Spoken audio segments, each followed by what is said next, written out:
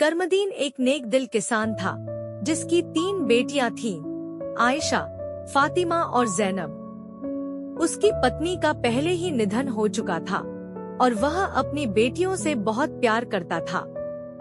तीनों लड़कियां सुंदर, समझदार और अच्छे स्वभाव की थीं, लेकिन जैनब सबसे अधिक बुद्धिमान और तेज दिमाग वाली थी। गांव में एक विधवा रोज उनके घर आग लेने आती थी। जैनब को वह औरत पसंद नहीं थी क्योंकि उसे वह चालाक लगती थी। असल में वह औरत करमदीन के खाने में राख मिला देती थी ताकि वह कमजोर हो जाए। जब करमदीन को इस साजिश का पता चला तो उस औरत ने अपनी मीठी बातों में फंसा लिया और कुछ ही दिनों में उससे शादी कर ली। शादी के बाद वह औरत अपनी असली शक्ल में आ गई। उसने करमदीन की बेटियों पर जुल्म ढाने शुरू कर दिए। उन्हें बासी रोटी देती, उनके कामों में गलती निकालती और जरा सी बात पर चिल्लाने लगती। एक दिन तीनों बहनें जंगल में लकड़ियां बटोरने गईं, जहां उनकी मुलाकात एक बुजुर्ग फकीर से हुई। वह बहुत कमजोर और भूखे लग रहे थे।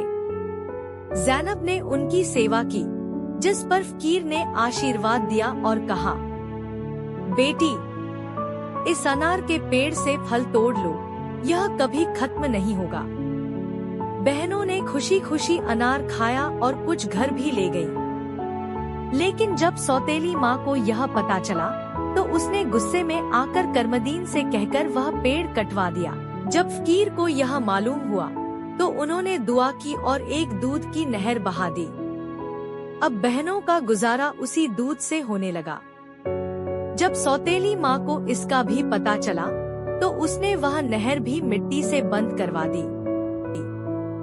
एक दिन सौतेली माँ बीमार पड़ गई और एक जादूगरनी के पास जाकर बोली। चालाक औरत ने करमदीन को मजबूर किया कि वह अपनी बेटियों को जंगल में ले जाकर मार डाले। करमदीन अपनी बेटियों से बहुत प्यार करता था, लेकिन मजबूरी में उन्हें जंगल में छोड़ आया और हिरण का खून लेकर अपनी पत्नी को दे दिया।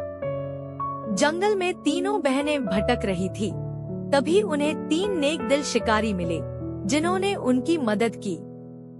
बाद में उन शिकारियों ने उन तीनों से शादी कर ली और सभी खुशहाल जीवन बिताने लगे। जैनब का पति नासिर एक दिन शिकार पर गया, लेकिन वापस नहीं लौटा। जब उसके दोस्त उसे ढूंढने गए तो वे भी लापता हो गए। जैनब बहुत चिंतित हुई।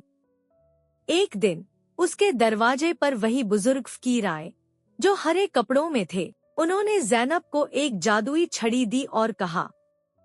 जैनब ने छड़ी जमीन पर मारी तो एक रास्ता खुल गया। वह आगे बढ़ती रही जब तक कि वह एक विशाल महल के पास नहीं पहुंच गई। अंदर जाकर उसने देखा कि नासिर और उसके साथी एक क्रूर राजा की कैद में थे। जैनब ने अपनी चतुराई से जादुई दरवाजा खोला। राजा उसकी हिम्मत देखकर दंग रह गया और उसने सभी को रिहा करने का आदेश दिया। इस तरह जैनब की बुद्धिमत्ता से सभी को आजादी मिल गई। जब जैनब अपने पति के साथ वापस आई तो उसने अपने पिता करमदीन को भी ढूंढ निकाला। करमदीन को अपनी गलती का एहसास हुआ, लेकिन उसकी बेटियों ने उसे माफ कर दिया।